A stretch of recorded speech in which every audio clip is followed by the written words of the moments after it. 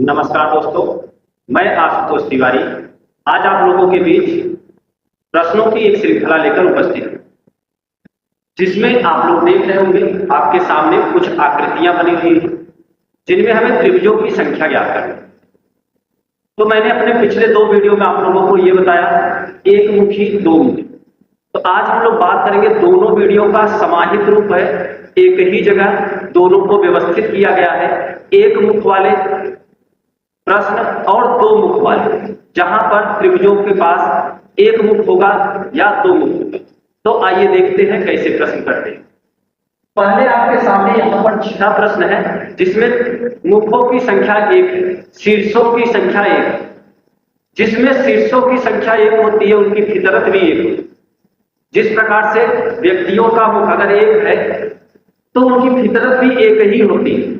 तो एक मुख वाले प्रश्नों को कैसे करते हैं, आइए देखते हैं और समझते हैं, सीखते हैं। सबसे पहले बात करेंगे, आपके सामने एक आकृति दिख रही है, प्रश्न संख्या 1, और यहां पर देखिए इसके पास शीर्षों की संख्या 1, शीर्षों की संख्या दोस्तों 1 है, मुखों की संख्या 1। मुखों की संख्या का मतलब यहां पर यह है कि जिस बिंदु से रेखाएं निकली हुई है उसे क्या बोलते हैं, शीर्ष बोलते हैं या मुख बोलते हैं। तो ये एक मुख वाला प्रश्न है। जब एक मुख वाला प्रश्न हो तो हम लोग देखते हैं बेस। बेस मीन्स होता है आधार, जिस पर ये लाइनें आकर टिकी हुई है। तो देखेंगे इसका बेस यहां पर ही। इस बेस पर जब हम लोग देखेंगे ये कितने खानों में बटा हुआ, कितने भागों में बटा हुआ है। हम लोगों ने यहां पे देखा यह 2 भागों में, कितने भागों में बटा हुआ है दोस्तों, 2 भागों में बटा हुआ है। तो हम लोग क्या करेंगे, इन दोनों भागों को आपस में जोड़ेंगे। एक में 2 को जोड़ेंगे दोस्तों, आपका आएगा 3, और यहां पर त्रिभुजों की संख्या है, यहां पर त्रिभुजों की संख्या है 3। देखते हैं बेसिक तरीका से। हम लोग जानते हैं किन्हीं भी 3 भुजाओं से घिरी हुई आकृति को त्रिभुज कहते हैं। अगर हम लोग बात करें एक भुजा रखेंगे, दूसरी भुजा ये है, तीसरी भुजा ये, एक त्रिभुज आपका ये बना। दूसरी तरफ देखें तो एक भुजा ये है, दूसरी भुजा ये है, तीसरी भुजा ये, दूसरा त्रिभुज आपका ये बना।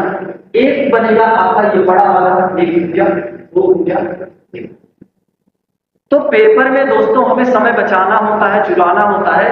हम लोग क्या करेंगे, जब शीर्षों की संख्या 1 हो उसके बेस पर नंबर लिखते हैं, नंबर लिखकर जोड़ देते हैं। जोड़ने के बाद जो भी संख्या आती है वही उसका त्रिभुजों की संख्या होती है। ऐसे ही हम लोग देखते हैं प्रश्न संख्या 2। प्रश्न संख्या जो 2 को जब देखते हैं तो यहां भी शीर्षों की संख्या 1 ही, एक ही बिंदु से सभी रेखाएं निकली हुई। और जब एक ही बिंदु से सभी रेखाएं निकली होती हैं, हम लोग देखते हैं इसके पास बेस कितना है। तो यहां पर इसके पास बेस केवल 1 है। बेस आधार की संख्या केवल 1 है। अगर आधार 1 है, सीधा नंबर लिखिए। याद रखिएगा हमेशा 1 से ही नंबर लिखते हैं। हम लोग नंबर लिखेंगे 1, 2, 3, 4, और इन सभी नंबरों को आपस में जोड़ देते हैं। जोड़ने पर जो संख्या आएगी वही त्रिभुजों की संख्या होगी। आइए जोड़ते हैं। 1 में 2 जोड़ेंगे 3, 3 में 3 जोड़ेंगे 6, 6 में 4 जोड़ेंगे 10। तो यहां पर त्रिभुजों की संख्या दोस्तों कितनी है, इस आकृति में त्रिभुजों की संख्या कितनी है, 10। अब देखते हैं प्रश्न संख्या 3। प्रश्न संख्या 3 को भी जब हम लोग देखें तो यहां भी शीर्ष की संख्या कितनी है दोस्तों, 1, और इसके पास बेस भी 1 है। तो बेस पर नंबर लिखेंगे कि कितने भागों में ये बटा हुआ है। तो यहां पर नंबर लिखेंगे 1, 2, 3, 4, 5। हमने यहां पर नंबर लिखा 1, 2, 3, 4, 5, 6। अब इन्हीं सभी नंबरों को ऐड कर लीजिए, और ऐड करने के बाद जो भी संख्या मिलेगी वही त्रिभुजों की संख्या होगी। आइए ऐड करते हैं। 1 में 2 को जोड़ेंगे दोस्तों 3, 3 में 3 जोड़ेंगे 6, 6 में 4 जोड़ेंगे 10, 10 में 5 जोड़ेंगे 15, 15 में 6 जोड़ेंगे 21। तो इस आकृति में त्रिभुजों की संख्या है 21। इस आकृति में त्रिभुजों की संख्या है 21।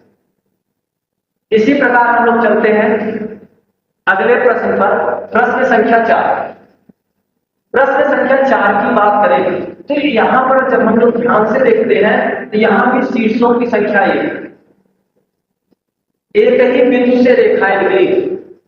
जिस प्रकार से एक मुखी व्यक्ति होता है उसका जो भी बात होगा, जो भी व्यवहार होगा वो सीधा स्पष्ट होता है, उसी प्रकार से एक मुखी प्रश्न होगा तो उसका भी आंसर एक ही बार में आता है।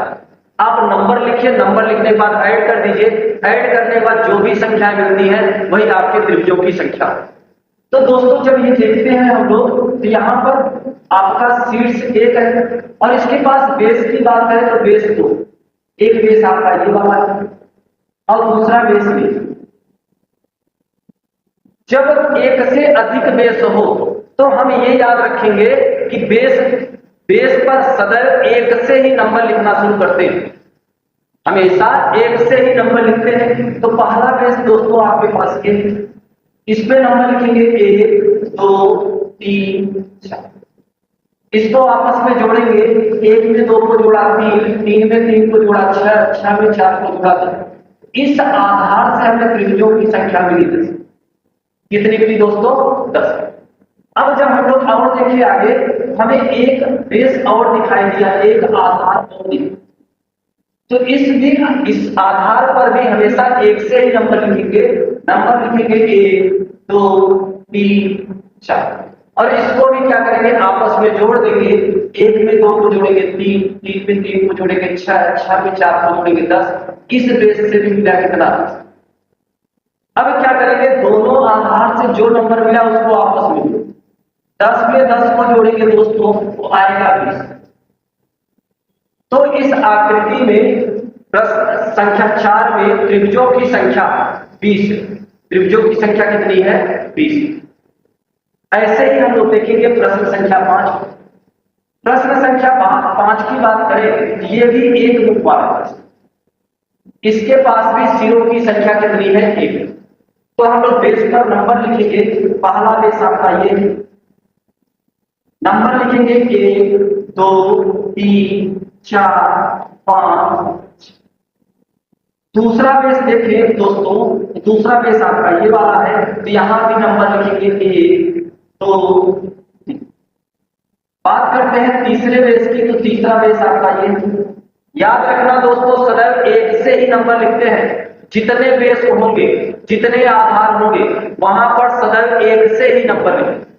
तो ये तीसरे बेस पर नंबर लिखेंगे 1 2 3 4। ये है दोस्तों आपका चौथा बेस, इस पर भी नंबर लिखेंगे 1 2 3 4 5। सभी बेस पर नंबर लिखकर तब उसे क्या करेंगे, ऐड कर लेंगे, जोड़ लेंगे। और जोड़ेंगे दोस्तों, आइए देखते हैं। 1 में 2 जोड़ेंगे 3, 3 में 3 जोड़ा 6, 6 में 4 जोड़ा 10, 10 में 5 जोड़ा 15, 15 में 6 जोड़ा 21। इस बेस से मिलाकर कितना त्रिभुज? दूसरे की बात करें, 1 में 2 जोड़ेंगे 3, 3 में 3 जोड़ेंगे 6, दूसरे बेस से हमें मिला त्रिभुजों की संख्या 6।